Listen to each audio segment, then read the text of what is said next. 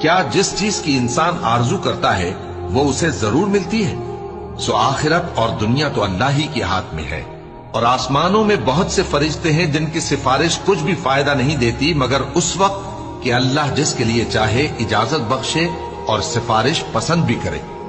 جو لوگ آخرت پر ایمان نہیں لاتے وہ فرشتوں کو لڑکیوں کے نام سے موسوم کرتے ہیں، حالانکہ ان کو اس کی کچھ خبر نہیں۔ وہ صرف خیال و گمان پر چلتے ہیں، جبکہ خیال و گمان حق کے مقابلے میں کچھ کام نہیں آتا۔ تو جو ہماری یاد سے روگردانی کرے اور صرف دنیا ہی کی زندگی کا خواہاں ہو، اس سے تم بھی منہ پھیر لو۔ ان کے علم کی یہی انتہا ہے۔ تمہارا پروردگار اس کو بھی خوب جانتا ہے جو اس کے رستے سے بھٹک گیا، اور اس سے بھی خوب واقف ہے جو رستے پر چلا۔